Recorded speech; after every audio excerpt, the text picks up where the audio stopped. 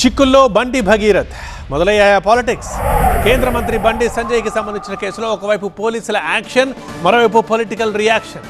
ఈ ఎపిసోడ్లో పెద్ద కుట్ర ఉందని బండి సంజయ్ ఆరోపిస్తున్నారు. అయితే బండి సంజయ్ని టార్గెట్ చేస్తూ కాంగ్రెస్, బీఆర్ఎస్ విమర్శలు చేస్తున్నాయి. తక్షణమే చర్యలు తీసుకోవాలంటూ డిమాండ్ చేస్తున్నాయి. మైనర్ బాలికని వేధించారంటూ బండి సంజయ్ కుమారుడిపై నమోదైన కేసు మరో టర్న్ తీసుకుంది. బండి భగీరథ్ పై పెట్టిన సెక్షన్లను పోలీసులు సవరించారు. బాధితురాలి స్టేట్మెంట్ రికార్డు తరువాత BNS 5(1) రెడ్ విత్ 6 సెక్షన్లు చేర్చి మ్యాజిస్ట్రేట్ దగ్గర మెమో దాఖలు చేశారు పోలీసులు. ఈ కేసు విచారణలో జాప్యం జరుగుతోందంటూ బీఆర్ఎస్ మహిళా నేతలు డీజీపీని కలిశారు. బండి భగీరథ్ ని అరెస్ట్ చేయాలంటూ వినతి పత్రం ఇచ్చారు.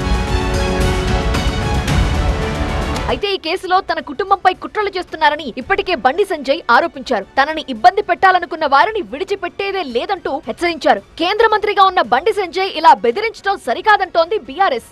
ఈ రోజు ఎవరైతే కుట్రలు చేస్తుండో, ఎవరైతే కుతంత్రాలు చేస్తుండో, ఎవరైతే నా కుటుంబాన్ని బజార్లో వరచుడో, ఎవరైతే నా కార్యకర్తల లోపల ఆవేదన రగిలించిండో, నా పార్టీని ఇబ్బంది పెట్టిండో, నా కార్యకర్తలు ఇబ్బంది పెట్టిండో, ఏ ఒక్క వ్యక్తిని కూడా విడిచిపెట్టే ప్రసక్తి లేదన్నా. ఎవరిని బెదిరిస్తుండ్రు, ఎవరంతా చూస్తారు? ఆ బాధితురాలను అంతం చేస్తారా? లేకుంటే ఎవరు మాట్లాడిన రాష్ట్రంలో ఎవరు మాట్లాడినా కూడా అంతం చేసే దిశగా ఈ మాటలు ఒక హోమ్ మినిస్టర్ స్థాయిలో ఇది మీకు మంచిది కాదు. తన కుమారుడు ఎలాంటి తప్పు చేయలేదని బండి సంజయ్ అంటున్నారు. ఆ వ్యాఖ్యలకి కౌంటర్ ఇస్తోంది బీఆర్ఎస్. నా కొడుకు నేనేం తప్పు చేయలేనా? మేము ఫ్రెండ్స్ ఉన్నానా? మేము తప్పు చేయలే, కలిసి ఉన్నాం, ఇలా విడిపోయినాం. నేను ఏ తప్పు చేయలే, నిజాయితీగా బయటకు వస్తా చెప్పి అలా నా కొడుకు చెప్పాక నేను సమర్థిస్తలేనన్నా. నా కొడుకు తప్పు చేస్తే తప్పకుండా నా కొడుకు శిక్ష 100% పడాల్సిందే.